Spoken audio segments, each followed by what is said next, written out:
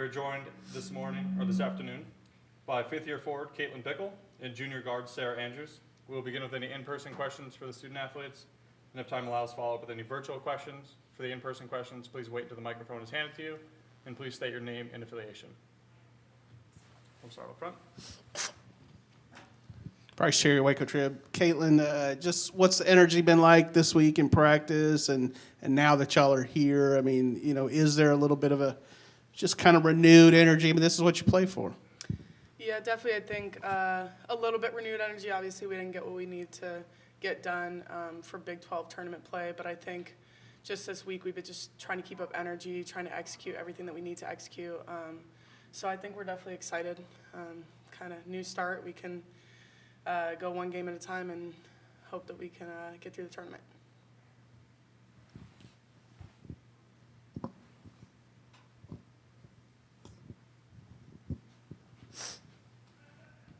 Pat Edenrob from the Associated Press.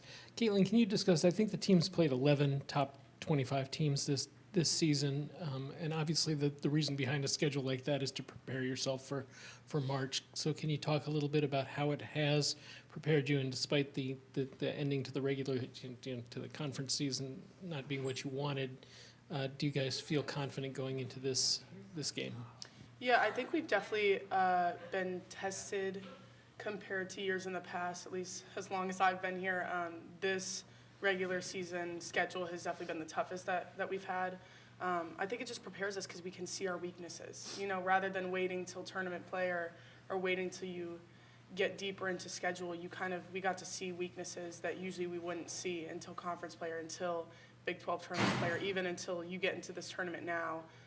So I think that's prepared us in being able to correct those mistakes, or kind of comparing games like, oh, this is kind of what this team has done to us. We didn't do great in that. Like, we need to work on that. We need to grow on that, because other teams may do the same thing, may use that kind of against us. So I think it's been great, and I think it's prepared us.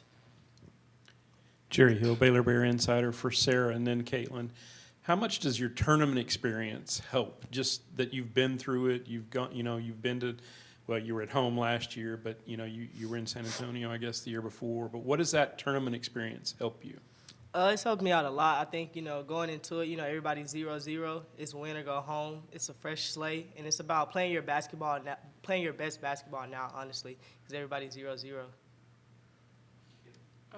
Yeah, I think experience, obviously, I think you just don't get as rattled, in my opinion. I think, obviously, freshman year we got to travel a little bit more because it wasn't post-pandemic, things like that.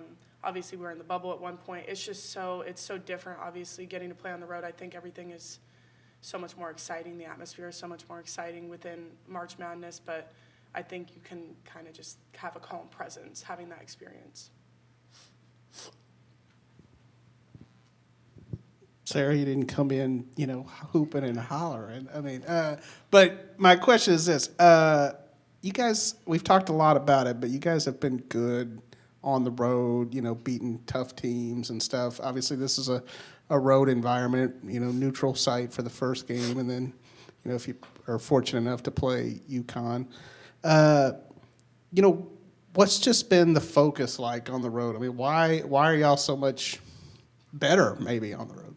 Well, first, I didn't come in hooping and hollering because I didn't want to give y'all that side yet, but it'll come out. But I think we're better on the road because, we know we have to be 10 points better, and, it's a different crowd. We want to send more people home mad that we beat them, and we feed off of that type of energy, and it's just us against anybody else in the gym. So I think we feed off of each other, and that's when we're the most connected. Derek Smith, Baylor Radio. Start with Sarah, but Caitlin as well. Where are some areas, like when you think back to the beginning of Big 12 season, January, even the fall, that you feel like the team has grown the most, that maybe you're a different team than you were back then? I think we really showed it in the Texas game, how we can defend, we can play together, move the ball. We play like that every game, and we're locked in and connected and communicating the way we were. I think we can beat anybody in the country. I'd have to agree with that statement. I think for us, it's just when we're all locked in and on the same page, I think we can be one of the best teams in the country for sure. Bryce Cherry, Waco Trib. Nicki, y'all are here. I mean, what's just kind of the energy been like? And, We're here. Yeah, you're here. We made it here. You made it. Obviously you haven't, I guess, gone through practice yet, but, just do you like the the vibe you're getting from the team? Yeah, I mean, I think there's always good energy when you talk about kind of concept of new beginnings, and everybody at this point is 0-0, and you spend all day yesterday kind of. In some ways, we did practice here yesterday, not at UConn, but at St. Joe's, but you're watching the men and you're seeing the upsets and kind of the excitement around the tournament. So, just in general, it's just such a great time of year if you're a basketball fan. Derek Smith, Baylor Radio. Coach Nick, you spent some time up here with the Connecticut Sun. Is there any connections that are interesting to you, that are meaningful to you here at UConn?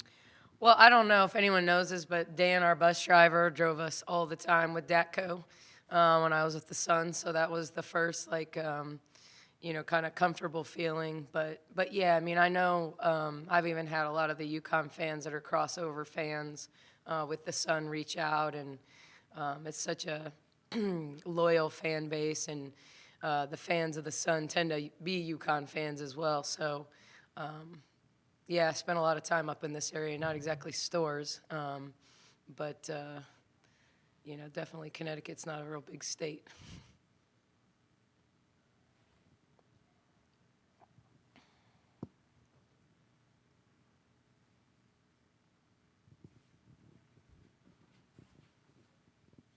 Pat Eaton-Robb with the Associated Press. Nicki, can you just talk about what practice has been like since, coming off 2 losses, and what you've been concentrating on, and then what the season where you've played 11 top 25 teams has prepared you for this? First of all, happy St. Patrick's Day. Happy St. Patrick's Day. Great shirt. Yeah, I mean, I think, we've had these kind of ebbs and flows in our season in terms of stretches of wins and stretches of losses. Obviously played as well as we've played all season at Texas, and then, didn't play as well against West Virginia. Conference tournament, played pretty well for 37 minutes and just not great the last 3, and was happy for Iowa State and Bill Finley to go on and win that thing. But, I think it's the good part about kind of the NCAA tournament or any postseason tournament is that, we have a double round, double home and home with everyone in our league. And so everybody knows each other well. You're playing teams for the 3rd time when you get to the conference tournament. So the one of the nice things is just playing against a team you haven't played yet, that hasn't scouted you, that's going to look at you differently, you can exploit different things, and they're used to different things. Trying to evaluate when you play against them, like who plays like us in the SEC. And there really aren't a lot of teams that play super similar to us in the SEC. Maybe Arkansas is as close as anyone, but we're not as much of a 5-out team as Arkansas. So, for us, this game is about ball screen defense. It's about covering up the 3-point line. We certainly have teams in our league. We would compare them most closely to an Oklahoma State, who obviously weren't very successful against this season in terms of their volume of threes, percentage of threes. I mean, Alabama does such a good job making threes, not just taking them. So, I think the idea of us playing in Iowa State and Oklahoma State kind of prepares us for how they can spread you out and how they can make threes. And so, our focus has been very much on defending the 3-point line, knowing personnel, great ball movement.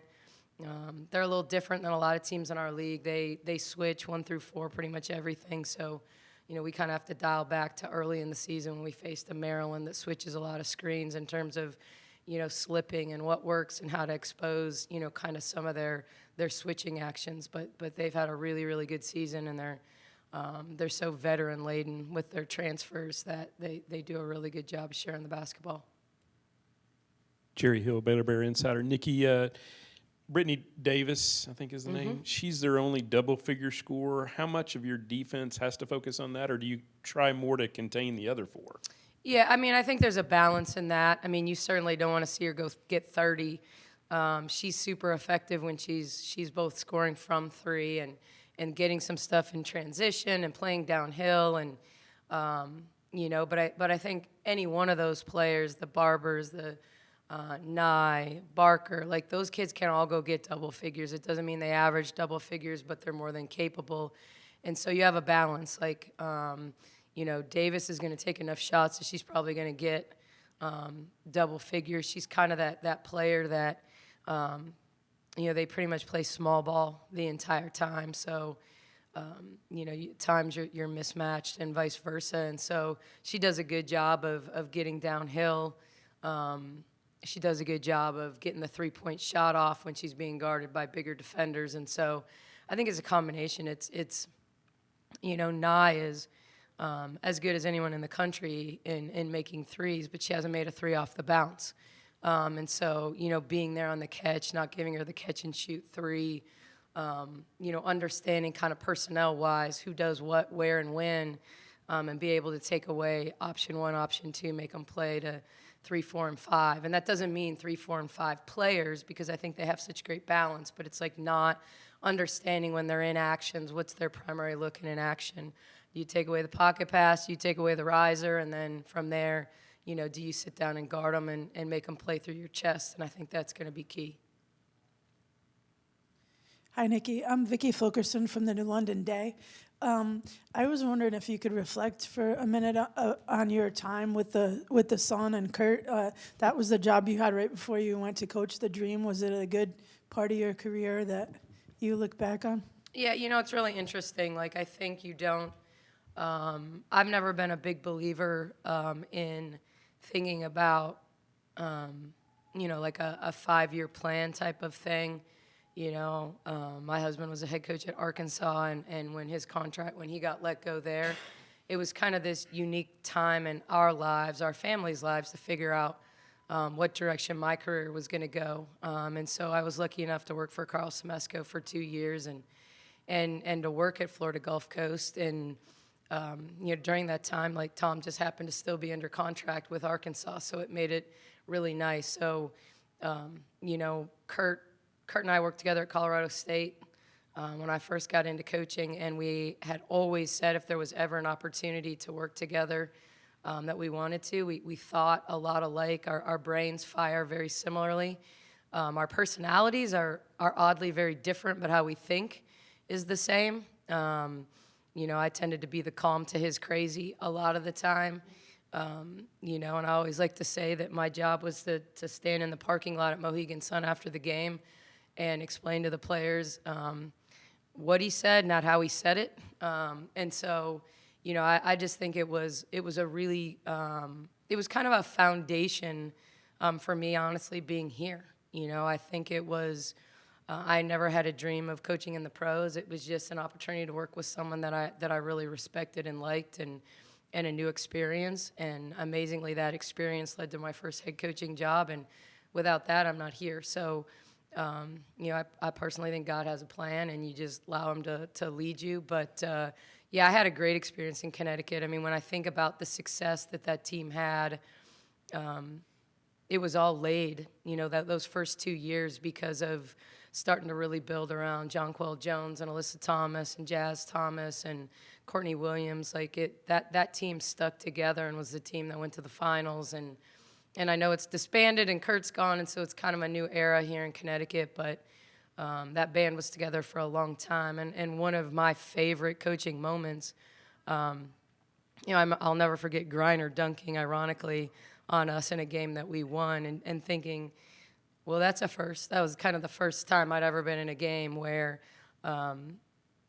we got dunked on, and it was just like it wasn't a big deal. It was like the ball just went in the other direction. But my first year coaching in Atlanta, when we came back here, Tiffany Hayes hit a half-court shot to win the game, and watching that celebration from 17 different angles never gets old. Like Tip basically reposts it every year on the anniversary, and I still get goosebumps. I don't think Kurt liked us very well that year since we swept them that season. But I loved being up here. I always said I summered in Connecticut and wintered in Florida, and I had the best snowbird life of everyone on my block in Florida, because Connecticut in the summer and Southwest Florida in the winter doesn't get much better than that. You're welcome. Any other questions? All right. Thanks, guys. Thanks, Coach. Good luck tomorrow. Thank you.